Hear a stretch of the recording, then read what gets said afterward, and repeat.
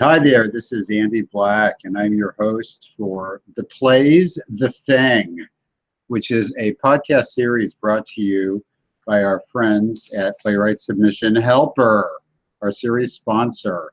I'm Andy Black, and I'm very happy to be here with you today for podcast number 1.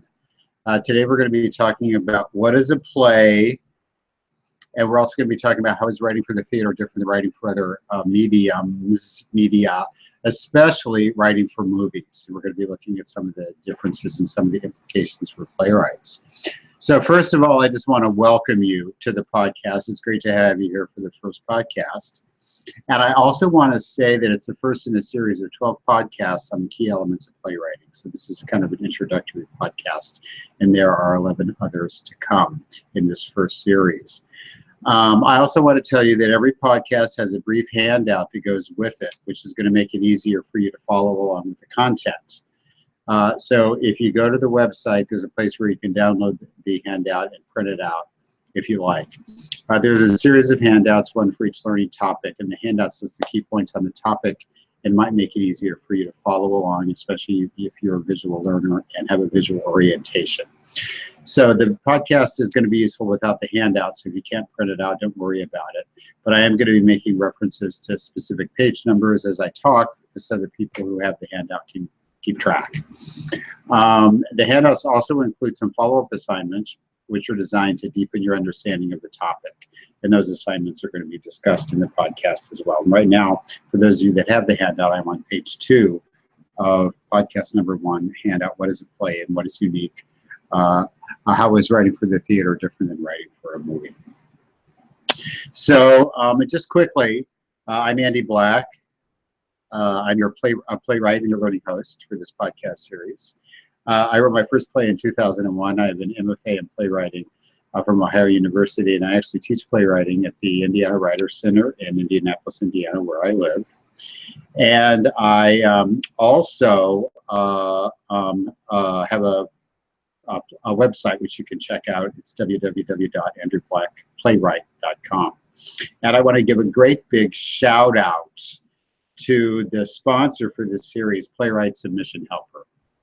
Playwright Submission Helper, PSH, as I'll refer to them, is a community of more than 1,700 playwrights. And their goal is to help playwrights realize their dream of getting their work produced. And the way they do that is by saving playwrights hours of time searching for theaters to submit their work to. For $6.99 a month, PSH provides a compendium of hundreds of theaters that are accepting play submissions. It's a really perfect system for a busy playwright who wants to focus on the craft of writing and not so much doing research on where to send plays when they are completed. So just to give you an overview of what I'm going to be talking about in podcast number 1, I'm doing the welcome right now at the startups. I talked a little bit, and so what I'm going to be talking about today are some of the defining characteristics of what I'm going to call the well-made play. And these are the types of narrative that are most likely to benefit from the concepts that I'm going to be presenting in this 12-module series on playwriting. And for those of you that are following along with the handout, I'll say I'm on page 3 right now with the agenda for today's podcast. So the second thing that I'm going to be talking about is how writing for the theater is actually different than writing for a movie. I think people often think that they're similar, and in some ways, of course, they are. But then there are some very distinct differences, and I'm going to be talking about those. And there's implications for the playwright as you begin to think about writing a play. And as I mentioned before, I'm going to be giving you some learning assignments as we go through the podcast together. So if you want to deepen your understanding of these topics, you can do that. So having said that, why don't we go ahead and get into the content? And I'm going to be talking about, first of all, what is a play? When we talk about play, there's theater and there's performance and there's performance art. There's all kinds of things that happen on a stage. There's all kinds of things that happen live. There's all kinds of different performance art. But if we're going to narrow our focus to writing a play, what are some of the core defining characteristics of a play that distinguish it from some of those other categories of performance and performance art and things that might actually happen in a theater? So for the purposes of this discussion, I'm going to talk about what I call 5 defining characteristics of the well-made play. And the principles in the podcast that follow are going to apply best to that type of play. Now, let me just say, as a kind of a warning before I get into it, that in art, there are rarely firmly drawn lines. So the principles that I'm going to be talking about apply to all kinds of different performances and all kinds of different performance art. And so don't get hung up on that, on the idea that, well, I don't agree with that one or I agree with that one. This is kind of a framework for you to think about your work within. And if you're following along in the handout, I'm going to tell you that I'm on page 4 of the handout, and there's a table. And if you look at the table, there's 3 columns. This is definitely a characteristic of a play. The middle column could be a characteristic of a play. And then the last column is this is probably not a play, which is going to follow the principles that are going to come along in later podcasts.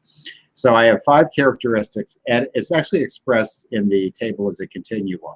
And definitely is to is probably not. So the first principle that I'm going to apply to a play is that it is text-based. A play has a script and is based primarily on written words, language, or text.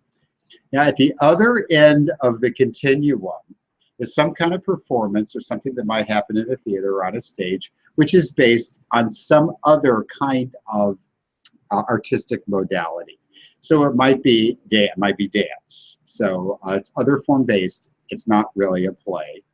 It might be a circus, like Cirque du Soleil, for instance, is a well-known group of people that entertain and do performances, and sometimes they have little stories that they tell. It's not a play, though, it's a circus. There are music concerts and cabaret performances, and sometimes they have narrative, but they're not, strictly speaking, they're not really plays. And even opera, I'm going to put in the category of, it's probably not a play, it's all about the music. It's all about that fantastic music. It's not so much about the story in many cases. So in the middle column, it could be or it might not be, is what I'm calling text-based with music. So this is the musical, right? And it could be a play or it might not be a play, kind of depending. Now, some of your famous musicals, the Rodgers and Hammerstein canon of musicals like Oklahoma, definitely are musical plays. There's no question about that. And then there are other plays there are other stories with music, which really aren't plays at all. There's just a bunch of songs strung together which create a mood. So if you take a musical, I Can't Misbehave It, this is a review of Fats Waller music. It's not really text-based. It's just a bunch of songs, and they evoke a mood and an era. And even though it takes place on a stage, and it won a Tony Award for Best Musical the year that it premiered on Broadway, it, strictly speaking, is not really play. It's a musical review. So the first defining characteristic of a play is that it's text-based. The next defining characteristic of a play is that it's a unified story that has a beginning, a middle, and an end. And typically, the story is revealed, drive the story from its beginning to its middle and its end. What it's probably not, at the other end of the continuum, is just a collection of things. It could be a review, I misbehaved before. It could be like a variety show. It could be vaudeville. It could be a magic show. It could be a light show. Or it could be a series of skits, like you see on Saturday Night Live. Saturday Night Live is a collection of things. It's very entertaining. It's not a play. Now, in the middle, it might be or it might not be, would be short plays that are held together by a frame or a common theme. And there's a somewhat, I think this is a pretty well-known play called Almost Maine. And Almost Maine is a series of short plays that are held together by the idea that they all take place in the same fictional town in the state of Maine, which is in New England. And some of the characters are referred to in one of the playlets and then appear in later ones. So I would say that is a play. It's a series of short scenes that are held together by the common theme that they all take place in the same town. So the play typically has a beginning, a middle, and an end. And the story is revealed primarily through dialogue and character actions that take place on the stage. Now, the third defining characteristic of a play is that it's written to be performed live in front of an audience, right?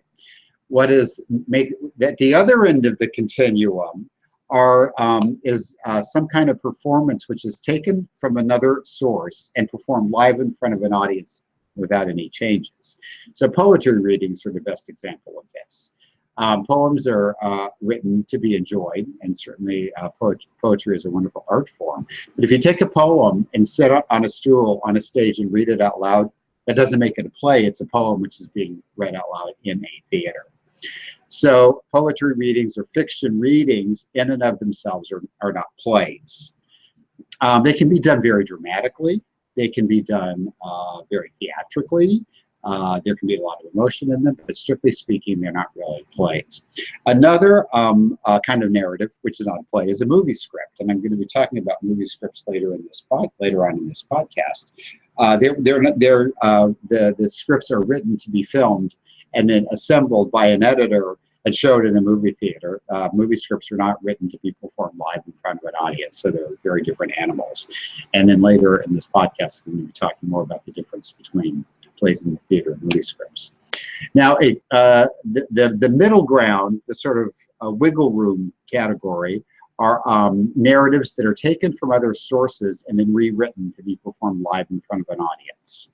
So if you take a short story or you take a poem, and then you say, let's say you take Casey at the Bat, and you decide, well, I'm going to tell this, which is a poem. And you say, well, I'm going to go ahead and tell the story about Casey. I'm going to turn it into a play. Well, you can do that. Now, you'd have to rewrite it to make it a play, and you might use some of the original characters, and you might use some of the images. You might even use some of the poetry, but you would have to rethink the text in order to turn it from a poem into a play. Reader's theater is a kind of theatrical form in which you take a work in its original format, often a short story, and then you present it dramatically. So I'm going to say this could be or could not be a play, kind of depending on the piece itself and how it's handled. The fourth characteristic of a play, for the purposes of our discussion of these podcasts, is that it can be a variety of different lengths. It doesn't have to be a full-length play. It could be a one-act. It could be a 10-minute play. Could perhaps even be a 7-minute play. I've written plays myself that were 7 pages long based on the requirements of the producing theater, and I consider those to be plays. I'm going to say that it probably is not going to be 1 page long, and I know there's an emerging trend in the theater of what is called the 1-minute play. I personally think those are like commercials. I don't think they're really plays. It's probably not a play. But it could be any number of different lengths. So if you're thinking about writing a play, it doesn't have to be a full-length play. It can be much shorter than that and can still stand on its own.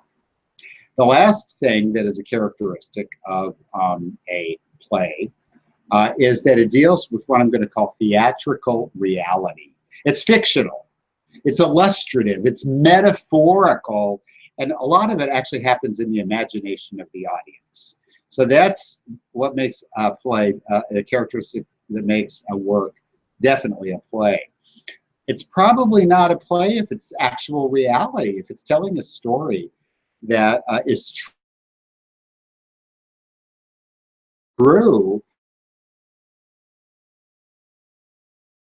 There's another school or category of theater, which I'm going to call found object theater, where the tectonic players are famous for this, where they do interviews with people based on a historical event. The Laramie Project is one of their most famous works, where they interviewed a bunch of people who lived in Laramie, Wyoming around the time of the tragic death of Matthew Shepard, and they assembled those fragments into a theatrical experience.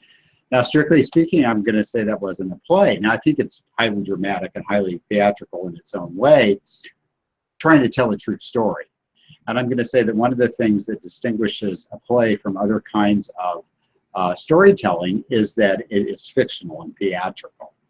The middle category, the gray area category, I guess I could say, is a story that's based on or inspired by true events or even artistic storytelling. So it can be inspired by true events, but it is, I think it's important that the playwright not feel obligated to slavishly adhere to presenting the facts exactly as they happen. And one of my favorite authors is John Irving. And I heard John Irving speak once, and he said, there's nothing that ever happened to you in real life that you couldn't improve on if you wrote about it. And I think this is really the one of the challenges or the opportunities for the playwright, if you want to work with real life material, is to figure out what's the theatrical telling of the story and how can I make this compelling to an audience without just simply presenting the facts as they occur. So those are 5 defining characteristics of a play. It is, of course, a continuum from one side to the other. And one of the things that I'm going to encourage you to do, this is where you get to actually do some assignments, and these assignments are on page 5 of your handout. Use the table, which is on page 4, and see if you can determine from your own favorite theatrical experiences which of them fully meet the criteria. It's definitely a play. And then you may be able to think of other performative or theatrical experiences you've had that were very satisfying and enjoyable that, strictly speaking, were not plays, but other kinds of art performed in the theater. That's question number 1. Question number 2, for the play that you're thinking about writing yourself, or maybe the play that you're writing right now, does it meet the criteria for definitely is? Does some of it, in some ways, does it fall into the may be a play? And are there adjustments that you might need to make in the way you think about your work to make it more fully adhere to the requirements or to the characteristics of the play? So those questions are on page 5 of your handout if you want to take those offline and think about them yourself to deepen your understanding about the nature of a play and what really is a play. All right, so one of the things that I said is that a play is written to be performed in front of a live audience, as opposed to a movie, which is a script which is written to be filmed, assembled by the director and the editor, and performed in projected in a movie theater. So I'm going to say that when I have taught theater appreciation, and one of the things that when I taught theater appreciation, I was given a syllabus in a textbook, and one of the things that was in the textbook was a whole chapter was devoted to the topic about how is seeing a play in the theater different than seeing a movie in the theater. And I had never really actually thought about that before. I thought I understood what the difference was without having to have anybody explain it to me. I think the idea was that for many college students, there are a lot of college students who have never actually seen a play. And so as a result, there was a need for the writers of the textbook to sort of lay out the differences so that the average college student in a theater appreciation class would get the difference. So, I thought that was really interesting, and so what I've decided to do is, for the second half of this podcast, I've taken some of those concepts and I've added some of my own, and there are implications, I think, for the playwright. So if you look in your handout, I'm not going to read through these, but if you look in your handout on page 6, you can see the 6 characteristics that distinguish writing for the theater from writing for the movies. And I'm just going to take them one by one. So the first characteristic of a play that I think makes it really unique, movie, but also from other kinds of art in general, is that it's a It doesn't happen in a movie. That performers are on screen. They don't know that the audience is out there. And the emotion that they experience has been recorded and is being projected onto a screen, as opposed to a play. So I'm going to tell a story about a 2-character play I recently saw, which was called Sex with Strangers. And I saw it in Indianapolis. It had 2 actors in it. And Angela Plank and Brandon Alstott were their names. And the female character who was played by Angela was the protagonist of the story. And there was a scene where the other character in the play, was a 2-character play, and the other character in the play did something that made her unhappy, and she had to go through a series of emotions on stage as she reacted to the discovery of what this man had done. So she was angry with him, and then she actually began to shift out, and she actually listened to his explanation and began to move out of her anger, and then she became very sad. And it was like really powerful. Now, I've got to tell you, I was in the front row. So she was like right there as I was watching. But there was no mistaking the fact that this actress was having those feelings of the fictional character on the stage as I sat there and watched. I could see the tears in her eyes, and something happened to me as I watched that. It was really, really powerful. There was betrayal, and there was anger, and there was surprise, and there was joy. It was all right in front of me in the same room with me. It was really, really powerful.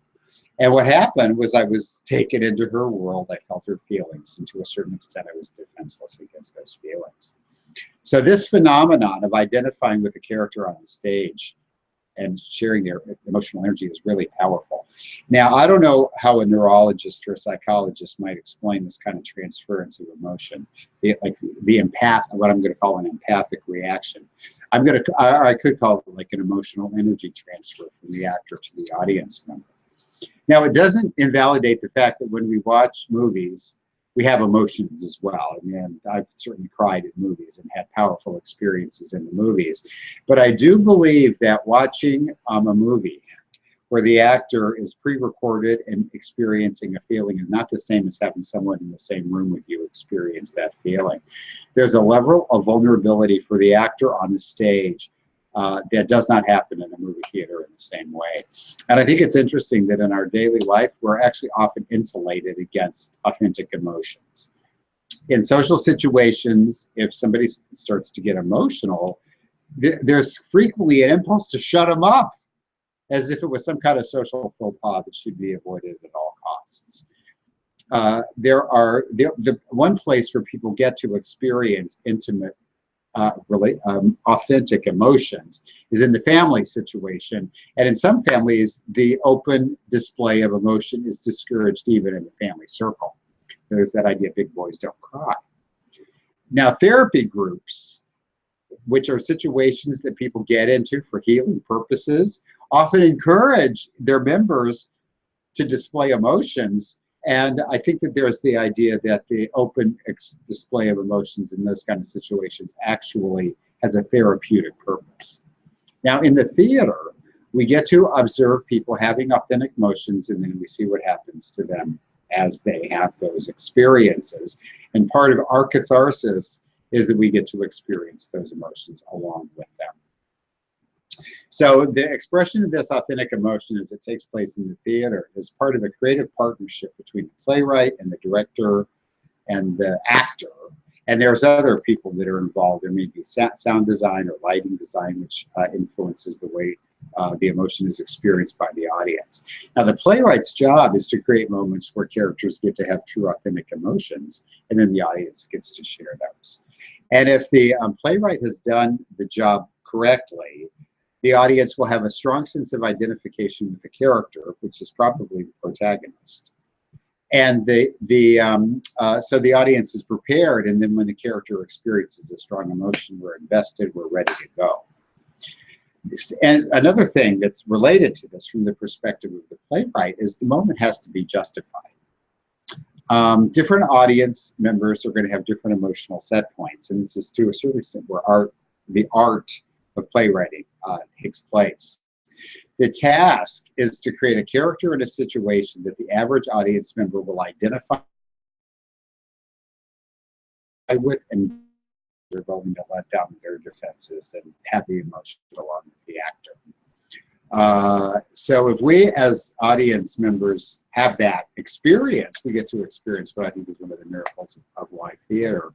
The story unfolds in front of us, we breathe the same air, we exchange emotional energy, we identify, and we are enlightened in a certain way as we experience the actor's emotion. So that's the very first characteristic that makes writing for the theater a little bit different than writing for a movie. The second characteristic that is important here, and if you're following along, again, these are all listed on page 6 of your handout. The next characteristic is there's a feedback loop that takes place in the theater between the audience and the actor. So the actual performance changes based on what the audience does. And I think this creates a very strong sense of community in the theater because the audience knows that there's a conversation happening between them and the actor. So people in the theater know about this. They're well aware of this phenomenon. And so what ends up happening, and I'll talk about this in the next item, is that the performance is a little different every night. And the interaction between the audience and the performer is one of the reasons that things are a little different. Now, for the actors, this is actually one of the things that can make live theater really satisfying. So they get to experience the audience reactions as they happen. They hear the applause, they hear the laughter, they may hear sounds of boredom or restlessness. There may be an audience member who falls asleep and snores. I've seen that happen before. So these mixed experiences are all part of the conversation between the performer on the stage and the audience member. And any experienced actor is going to tell you that the performance changes incredibly when an audience is added to the mix. And most professional theaters have preview nights before the actual opening of the play, which those preview nights give the actors the chance to have the experience of interacting with an audience before the reviewers come to review the play. And it's also true that the audience response will give the actors an incredible amount of energy, and it will actually affect the pace and the intensity of the performance as there's that give and take between the audience and the actor. Now, one place where this is quite clear is with humor. So the audience members laugh or they don't. You know, if the joke is funny, they laugh. If they don't think it's funny, they don't laugh. So there's a way, and every audience's personality is a little different. Something that gets a big laugh on Friday night may not get a big laugh on Saturday night. So the actors are going to have to adjust to that as they go. And there's a phrase in the theater called holding for laughs. And that's the expression that identifies the action the actor has to take when the audience finds something amusing. The actors have to adjust their timing. Now, actors in movies don't adjust their timing, and sometimes you'll notice the audience laughs, and you can't even hear the next line because the audience is laughing and the movie goes right on. That should not happen in the theater. The actors should wait for the audience to finish laughing before they deliver the next line so that you can hear it. Now, I'm talking about humor and how audiences laugh, but the same experience of that conversation between the actor and the audience member takes place for any kind of dramatic moment. The audience may be feeling anxiety about what's happening on the stage, and the actor senses that and can draw on that. There's minute moment-to-moment changes that take place as the actors read the energy of the audience and adjust to it. Now, in some cases, there's an interactive moment that's built in. So as a result, there's a way that the conversation actually comes right out into the theater. And the example I'm going to use here is there's a musical play called The Putnam County Spelling Bee. And one of the things they do is they get audience members out of the audience every night and bring them up on stage. And the audience members appear on stage as contestants in the spelling bee. So there's a way that it's not just a question of laughing at the joke, but the audience members actually get up on the stage and participate in the play. And that's part of the fun of live theater. It's something, of course, that could never happen in a movie. In some cases, the audience is aware of what's going on, and they can actually take over the performance. One of the most fun moments I ever had in a theater was a musical called Xana Don't. Characters are on stage and they're singing a song.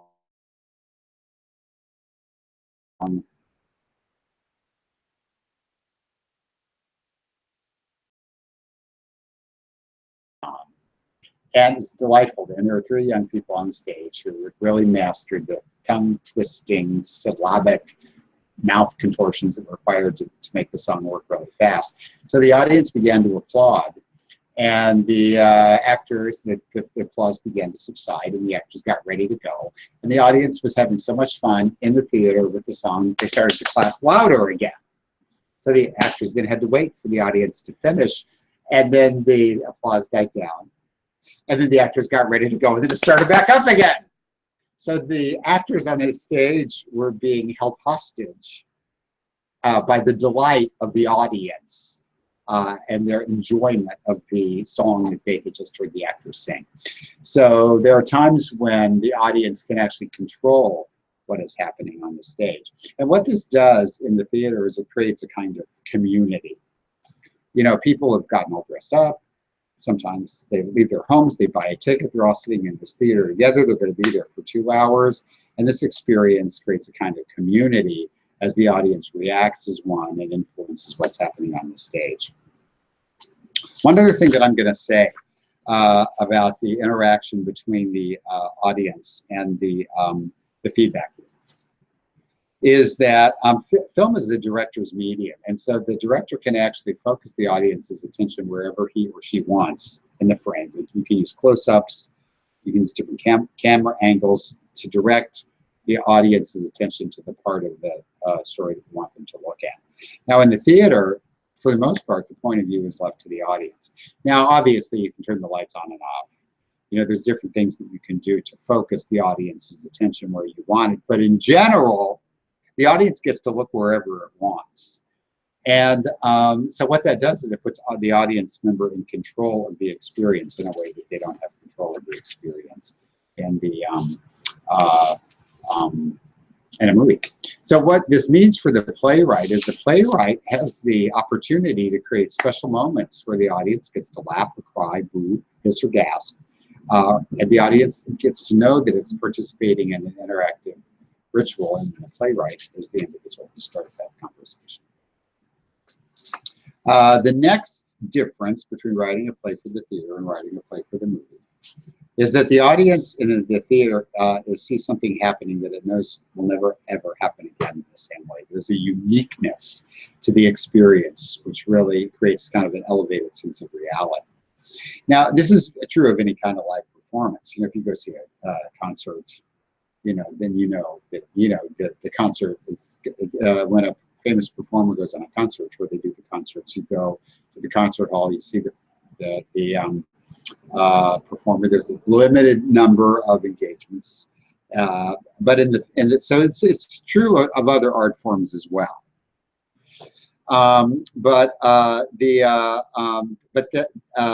In the theater, that is actually one of the things that makes the theater different than writing for the theater, different than writing for the movie, because a movie is always going to be exactly the same. Every time you see it, it's going to be exactly the same. That's not true in the theater. And one thing that happens is if you go see a play early in the run and then later in the run, you're actually going to see a very different play because the performances will have grown, the actors will have grown. They may actually have different actors on the stage as they replace different actors. So you get to see different performances. I can remember when the play Hedwig and the Angry Inch was revived on Broadway with Neil Patrick Harris, which I did see that. And then they kept bringing in new different actors to play the part of Hedwig. And I kept feeling like I wanted to go back every time because each of those different actors was going to bring a very different point of view to the part of Hedwig, which was going to be fun and different and unique. So when I saw Neil Patrick Harris play the part, I was seeing something happening that was never going to happen again in the same way. Now, I'm also going to say that one thing that's true is that frequently there are interesting or special nights in the theater. So in some cases, for instance, there's a marriage proposal might happen on the stage. One of the dancers in the show might propose to one of the other dancers. Angela Lansbury is having her final performance in A Little Night Music. And so there was tributes to her at the end. One time I saw a performance of A Little Shop of Horrors in New York. And one of the understudies had to go on. And in Little Shop of Horrors, there's a trio, typically of African-American girls, Crystal Ron and Chiffon. And they announced it at the beginning, and it was fun to watch the part for the first time, and there was a really moving tribute to her at the end. So in that case, I was actually seeing something on the stage that was very, very unique to that experience. And one other thing that's also true is there's a limited number of performances So when you have a really popular show, people are only going to be able to see it for so long. Only so many people can fit into the theater. And this creates a bit of a sense of heightened reality for the audience. So there's this idea that, we're the ones who get to see it. And after we see this thing, it's going to go away and it'll never come back again. Now, stage performances can be recorded, and you can see the performance on DVD, but I'm going to tell you that's nothing at all like seeing it in real life. And I think most of you who are listening to this probably understand those differences. So the astute audience member will savor the unique experiences, that the quality of the play, which is unique, and actually start looking for those special moments. And when I taught theater appreciation, one of the things I asked my students to do when they went to the theater was to be on the lookout for something that might happen in that particular performance they went to, which they thought might not ever happen the same way exactly again. And it was very gratifying for me to discover how many of those moments they were able to find. So now I'm going to move on to the next item, the fourth item. And again, let me check my handout here. I'm still on page 6. So the next item, anything can happen in the live theater. The bugs have not been worked out. The play unfolds in real time from beginning to end, 2 hours without stopping. So there are opportunities for goofs in the theater of the kind that will never happen in a movie. Now, there may be an occasional mistake in the movie, a continuity error, and the person's shirt changes color halfway through the scene. But the potential for the unexpected in the theater is much higher. So I justify making this a standalone item. So anything could happen. An actor could forget his lines, a light or a sound cue could go wrong, a prop is missing, someone falls down, someone's is in bad voice. I've seen that happen before. So in the world of movie making, the director would just call cut and the shoot would start over. Not in the theater, which of course is part of its power.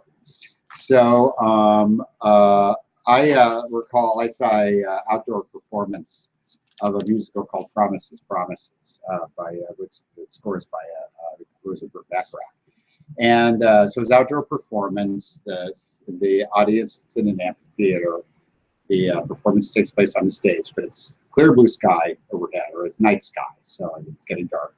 So in the scene, the character was standing in a hallway in an airplane. Very noisy airplane flew overhead. And so the actor, who was a gentleman by the name of Michael Callan, looked up and said, we've got to get that hole in the ceiling fixed. So the audience roared its approval of the actor's improvisational line, which is a response to the fact that there was a very real distraction that took place, and he was actually able to integrate it into the performance. So these kinds of flubs or fluffs or improv moments are part of the fun of going to the theater, because you never know exactly what's going to happen. Now, related to this, but a little different, has to do with the fact that the whole thing unfolds in real time. There's no cutting away from the action. There's no camera tricks. It all happens right in front of us in continuous time. So the actors have memorized every single line from beginning to end. And I think my experience in general is that actors are pretty good at memorizing their lines and consider it all in a day's work, although many times I've heard people say, I don't know how you were able to memorize all those lines, because they do. It's all happening. There's a set of constraints that the actors work in. So when the dancers do a dance, they really do it. When the singer sings the song, she really sings it, right? So there is a higher standard of performance in the theater that exists in the movies, because there are ways to enhance reality in movies that don't exist in the theater. So that's another part of the thrill, is knowing that it's really happening, it's really being done. And hard to see anywhere else.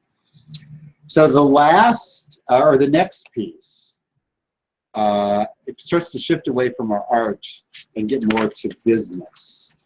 And this item has to do with cost, the difference in cost between movies and theater. So I did a little bit of research on the internet, and what I found was that an average movie can be produced for $139 million. The average movie. So this average included very small independent movies and big Hollywood blockbusters. So I'd love to see the play in the theater that has a $139 million budget. In fact, most theaters would love to have the financial table scraps that might fall off the table for this kind of budget. The world of the theater is the world of tight budgets. Theaters are actually granted nonprofit status. Most theaters, many theaters, are granted nonprofit status by the federal government and the Internal Revenue Service. And the way this works is that the federal government will grant nonprofit status to organizations which are doing something that, if nobody did it, the society would suffer if it were not done. So there are financial incentives to nonprofit organizations to do the work that they do. And theaters qualify for that nonprofit status because the work that they do is work that in a lot of cases, might not get done otherwise. So people who donate money to theaters can actually deduct those contributions from your income taxes, because contributing to a nonprofit is a kind of financial good deed. Now, the fact of the matter is that many people think that theaters support themselves through ticket sales. This is actually not true. A healthy mix for a theater is about 50% of its revenue comes from ticket sales, and the other 50% of its revenue comes from a variety of other sources, but many of them donations, grants, corporate donors. So theaters in general are often operating on a shoestring, and some could be teetering on the brink of financial disaster from show to show to show or season to season. Now, budgets are going to vary from theater to theater, depending on the kind of theater that it is. If it's a community-style theater staffed with volunteers, a larger theater that has a paid staff, or there's even professional equity houses where the theater is run as a real business. But in general, the cost of putting on a play are microscopic in comparison to the cost of making a movie. So this may seem like bad news, but there's good news there for the playwright. If you were a screenwriter, you could carry a screenplay around for years, hoping to find someone who would invest a large amount of money that would be required to make your screenplay into a movie. I will tell you that getting a play produced is much easier by comparison because the level of financial risk is small. It doesn't take a whole lot financially to get a play on its feet. For smaller venues, the two most expensive outright costs are the cost of the space and the cost of royalties, or the licensing fee for the script. You can get a space donated, and if you're a new playwright and you're willing to donate your work to the theater or accept a very low fee, then you make it financially possible for the theater company to put on your play. So limited production budget, I'm going to say there are implications here. A limited production budget limits the number of things that can be done on the stage and the relative quality that's going to be available. Now, if you have a talented director and a production staff, they're going to be able to find solutions, ways to work around the limited budget. And I think I've said this before, but the greatest tool the playwright has is the imagination of the audience. And the audience is going to be willing to suspend its disbelief and accept theatrical conventions. You can have cubes and coffin blocks to stand in for furniture, and if the actors believe it, then the audience will believe it as well. So if you know you might be writing for smaller theaters with limited budgets, then you need to be flexible in the way you think about your work. Particularly when you get to your first production, you may have to find workarounds. Go for it. Learn from the production, be glad you have it, and prepare for the next one, and maybe you'll have more money to spend the second time around. I'm also going to say that the low cost of mounting a production in the theater has a second implication for the writer, is that high budget Hollywood films are rarely going to tackle controversial, innovative, or experimental ideas. The amount of money riding on the need to make money off of the enterprise limits risk-taking. The theater, on the other hand, is a place where dark, edgy, or unusual ideas can flourish. So this low cost allows the production teams in theaters to take on risks and actually produce new works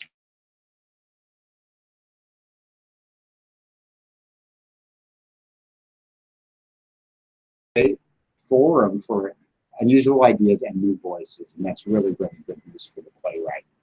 I'm also going to say that many stories dealing with the issues of minority or characters who are different get mounted on stage first and find their way into the mainstream media later. So stories about marginalized populations or people who are different in some way often are told first on the stage. So it's an excellent and inexpensive forum for giving voice to unusual narratives. And then if the stars align, some of those stories may break out to the next level, into larger theaters or perhaps even media. So this difference in terms of the amount of money that's available that's required to make a movie versus to produce a play seems like a problem, but it actually contains the seeds of an opportunity for a writer. So that is the fifth difference between writing for the theater and writing for the movies. The final difference between writing for a movie and writing for theater is that theater is actually a really flexible medium. You can write and rewrite until you get it right, until you like it. Once a movie has been shot, it's really difficult to go back and do it over again. Now, this is a very personal one for me. And originally, my idea was that I was going to just 1 second here. Oh yeah, well, I had to get my notes. I was going to make a movie. I was going to start with a movie, and I had an idea for a short movie, 5 minutes. I was going to film it. I was going to take it out on the film festival circuit. I was going to cost about $30,000 to get it produced, but I was thinking, oh, maybe I could do it. I could raise the money. So what I did was I did a test version of it. And I had some friends in the business, and I got some cameras, and I got some actors together. Quite simple, we were able to shoot it all in a single day. So I had my short movie, and my intention was to show it to people and get them interested in it, see if I could raise the money. Well, after we edited it and put it together, I hated it.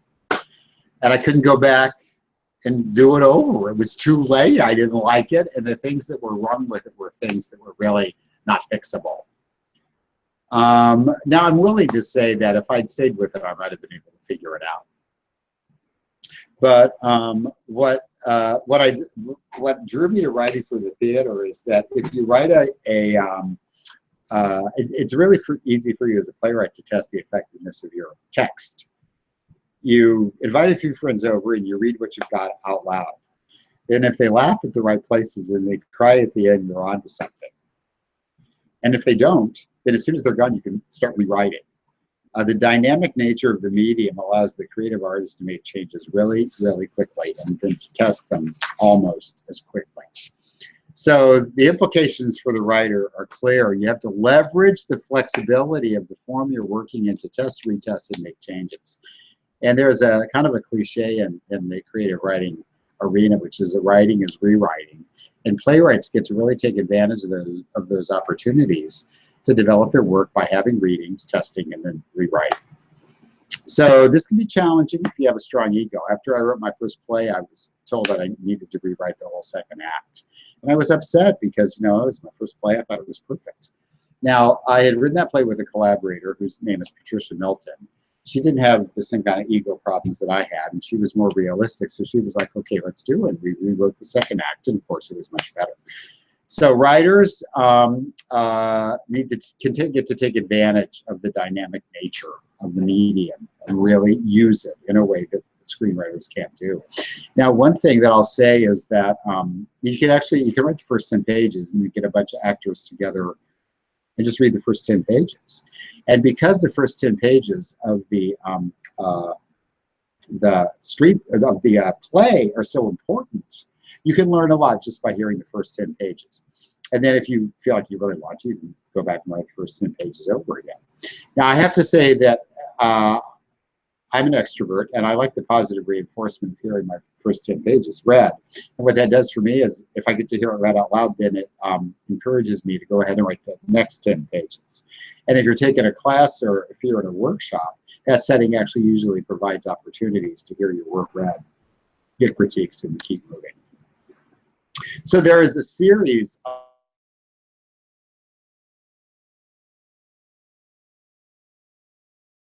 maybe having a staged reading where actors move around.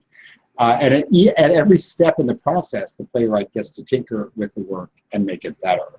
Even in production, changes can be made in rehearsal or during the actual run. So if you have your first production and something is not working or something you didn't think of, you're actually able to make changes during production if you have that kind of relationship with your director. In fact, there are some plays that have been rewritten years. The musical On a Clear Day You Can See Forever was revived, and they changed the sex of one of the original characters, and they made a lot of changes to that musical because they were trying to make it more relevant and appeal to a new generation of audiences.